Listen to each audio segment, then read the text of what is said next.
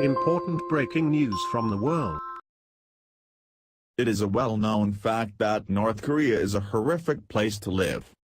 Now, more North Korean defectors have started to give testimonies about life under the North Korean regime.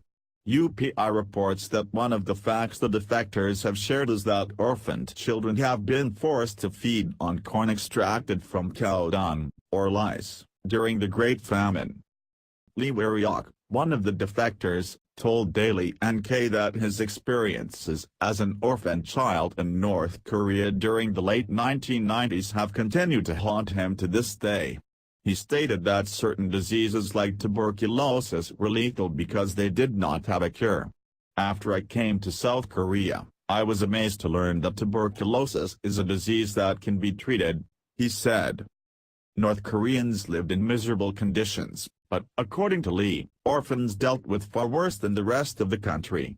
If a cow excreted kernels of corn in the form of diarrhea, we would rinse them out and eat those, he stated. Lee also discussed the fact that children would stave off hunger by consuming lice. When you bite into lice they would burst with blood, he said. Lee also indicated that the children would eat the lice because they believed it would be a waste to let them go. The orphanage's administration officials would disinfect children by building a bonfire around them. They would beat the children with the stick if they attempted to escape the bonfire. Of course, the Kim regime has denied its many human rights abuses. They blame the Western world for their troubles. However, most North Koreans seem to understand that they are living in virtual slavery, even if they are not allowed to express this view out loud.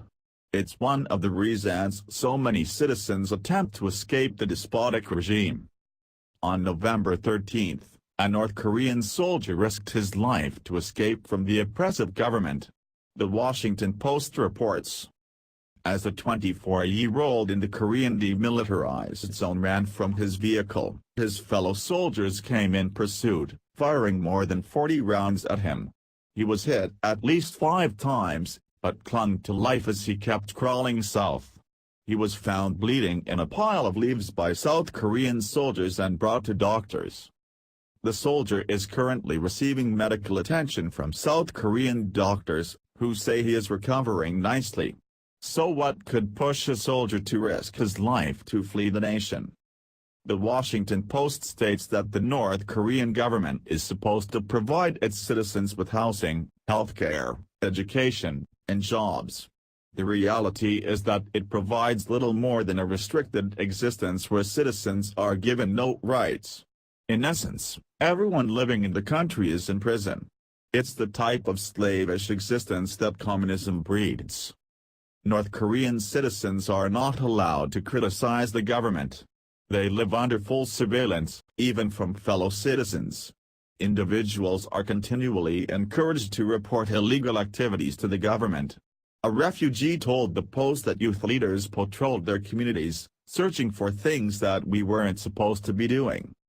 These atrocious conditions might be seen again in North Korea because of the aggressive sanctions that were imposed by the United Nations, United States, and China. Dictator Kim Jong-un's refusal to abandon his nuclear weapons program has forced the international community to adopt more drastic measures to prevent the rogue nation from becoming a nuclear threat to the rest of the world. Unfortunately, the complexity of the North Korean problem makes it difficult for the international community to use force to dismantle the Kim regime. The government has maneuvered itself into a position that all but guarantees that they will not be attacked by the United States, or any other nation.